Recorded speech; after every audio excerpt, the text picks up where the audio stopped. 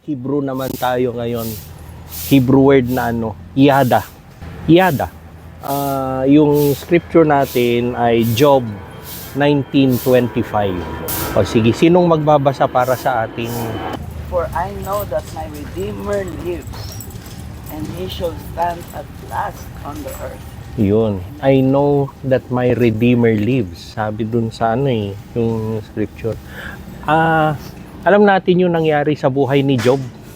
In one day, nawala lahat. Pamilya, ari-arian, everything. Nawala lahat kay Job in one day. Tapos ano nga yun di ba parang nag-usap lang sila, si God tsaka si at nag-usap sila very surprising nangyari yun kay Job. Pero di ba yung entire na buhay ni Job hindi, entire book of Job, hindi maganda nawala lahat, tapos dumating yung mga kaibigan niya, imbis na makatulong yung mga kaibigan niya, siya pa ang sinisisi. Oo, so parang parang kung 42 chapters yan, tapos nasa chapter 19 yung binabasa natin, parang nasa gitna si Job ng paghihirap niya, and in the middle ng paghihirap, dun pa siya nag-declare, my Redeemer lives. Parang yun, yung nandun ka sa gitna ng hirap, tapos kaya mo pang i-declare yun. Yung kaya ko sinabi yung Hebrew word na yada, yun yung I know. I know, sabi niya, I know that my Redeemer lives. Ano ba yun? Anong ibig sabihin nung ano ang impact ng word na I know sa Old Testament? Ang daming, surprisingly, nagamit yan, mamaya explain ko. Nagamit yung word na yan at least 900 plus times.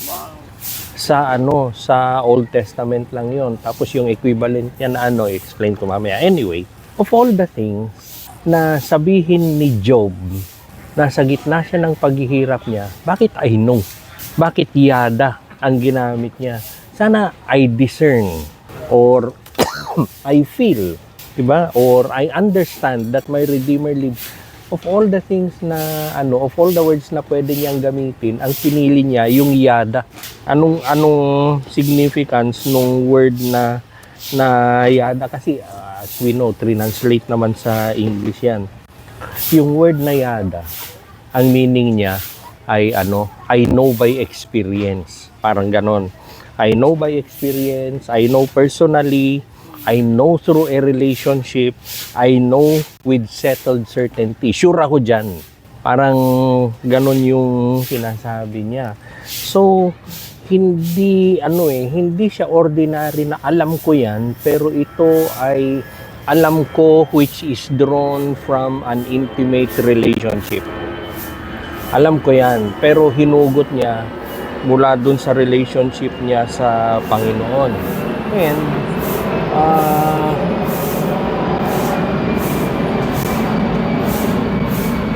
for the dun sa kwento ni Job, siya anong tawag doon?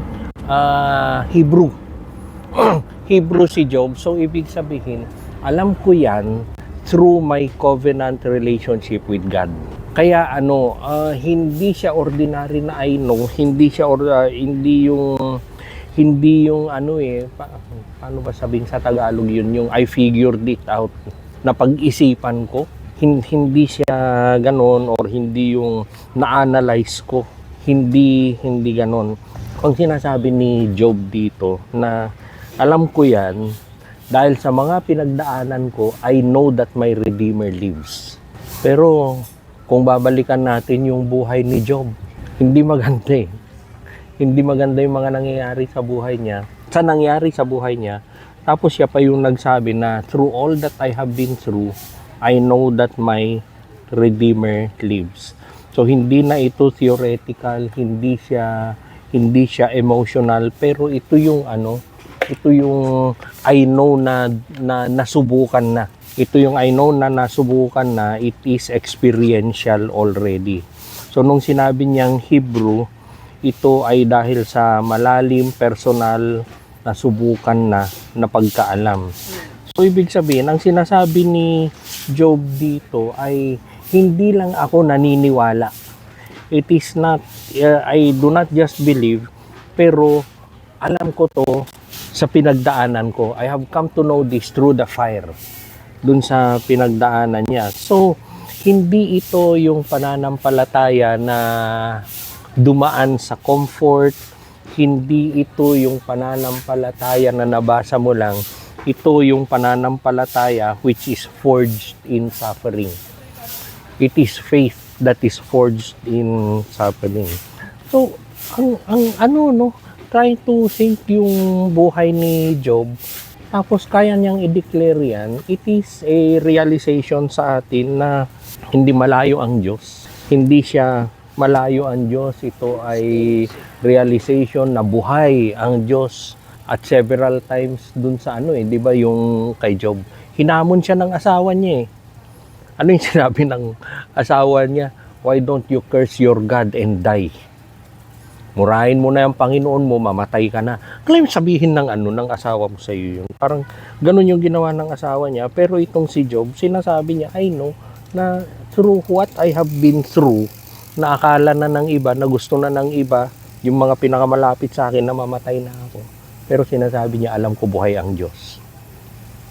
Alam ko na buhay ang Diyos. So, nakikita niya yung hindi nakikita ng iba, naiintindihan niya yung hindi naiintindihan ng iba, and he will always stand, he will always yung anong tawag doon? At the perfect time, God will respond. Always at the perfect time. So, that given, parang dito kay Job, dito ulit natin maintindihan that several times sinabi naman lalo sa Book of Psalms, God is our vindicator.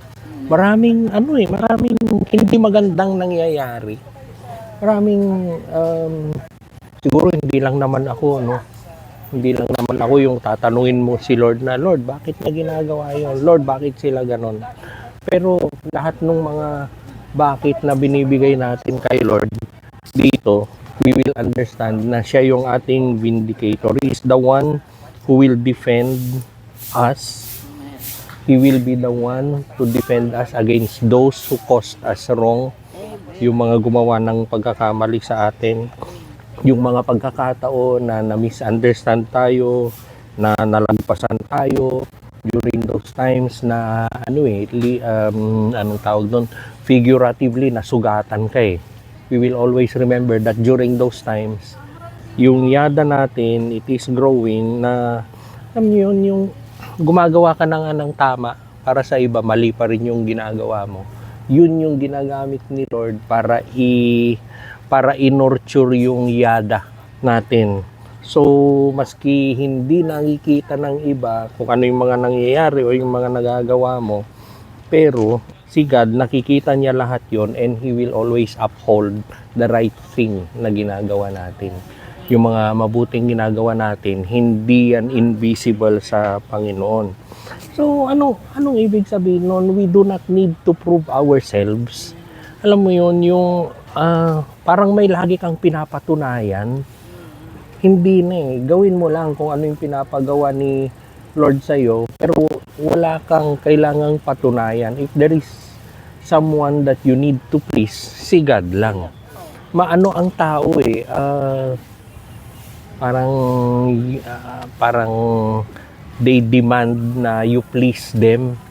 They demand na kailangan huhusgan nila lahat yung ginagawa mo. So, you do not need to prove yourself.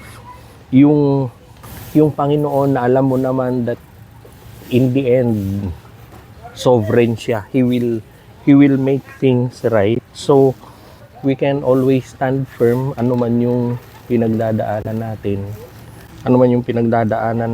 We can always stand firm, not on what you feel, not on what we see, but dahil meron tayong kanya-kanyang hiyada. Our Redeemer lives. Ano man yung pagdadaanan natin, what you are walking through, hindi lang yan masakit, pero it is forming our yada. Ang point lang dito, no, kunwari, ang mahalaga kasi dito yung ginawa ni Job, kung napansin natin. Pag dineclare mo na Redeemer si God, then give Him the platform to redeem you. When you declare na Savior siya, give Him the platform to save you. So, ganun din, pag sinabi nating vindicator siya, then give Him the platform to vindicate you. Bakit? Bakit mahalaga yon? Kasi, sige, vindicator, kunwari. Sabihin natin, vindicator siya. Pero, somewhere, ikaw naman yung makikiaway. Pero somewhere, parang ite-take over mo yung pinagkatiwala mo kay Lord. Paano siya magiging vindicator doon? Sabihin mong savior siya, pati dun sa mga challenges natin. Pero somewhere you try to take over and save yourself. Parang ang tagal ni Lord sumagot ako na lang kaya. Parang ganun ba? Pati yung sinasabi natin na na which is true, na provider ang Panginoon. Pero somewhere hindi mo na mahintay Tapos kung ano-anong remedyo ginagawa mo, mamaya nabaon ka na sa utang, mamaya na na. Ang point lang dito, and we can see this totally dun sa buhay ni Job, although hindi very explicit sa Bible, siya? Binigyan niya ng platform si God. Kung nagreklamo man siya, nagreklamo siya kay God. Nagreklamo siya sa Panginoon, and God can always take that. Kaya nga nung nag-respond si Lord sa kanya,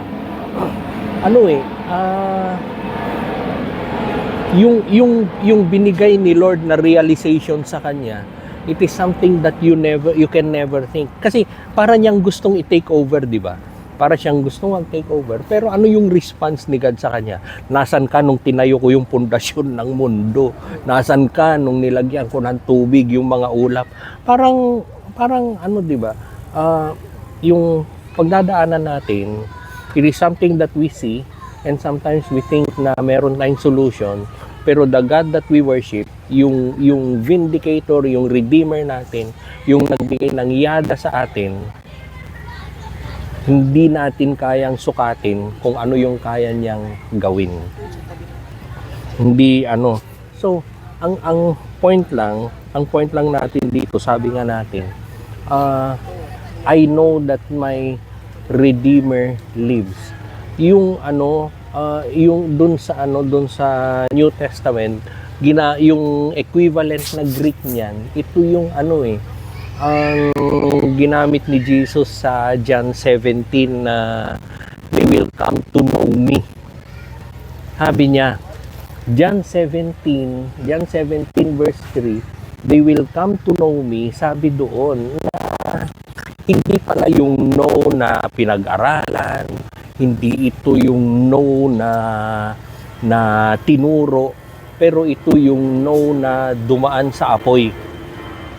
And surprisingly, 'di ba sa John, doon sa John 16:33, 'di ba sabi ni Jesus doon na in this world you will have tribulation, but take heart, I have overcome the world. Sa lahat ng ipangako ni Jesus, yun pa dadaan kayo sa paghihirap sa mundo merong paghihirap dito sa mundo. After telling that, yung next chapter, yung verse 3 of the next chapter, they will come to know me. Sabi niya, hindi pala ito yung know, hindi ito yung know na hindi ito yung know na tinuro lang, pero ito yung know na dumaan sa apoy. Dumaan sa apoy. Para sa atin ngayon, parang yung sinabi ni Job, dineclare niya na I know that my Redeemer lives. It would be worth for us, especially during Good Friday, it would be worth for us na saan sa buhay natin dinidevelop ni God yung ating yada today. Where is He doing? Dinidevelop niya yung yada natin, which means ano yung pinagdadaanan mo ngayon na merong palang ginagawa si Lord sa buhay mo. Meron pala siyang ginagawa. Nasaan yun? try to realize kung nasaan yun ngayon, and then saan ginagawa ni Lord yung redemptive or vindicating work sa buhay mo ngayon. Pero ito maghahati-hati na lang kayo. Saan ginagawa ni Lord yung vindicating or redemptive work sa buhay mo ngayon, and then ang mahalaga kasi once you realize that, how can you give God yung platform na kailangan niya? Sige, hati-hati na lang kayo, 15 minutes.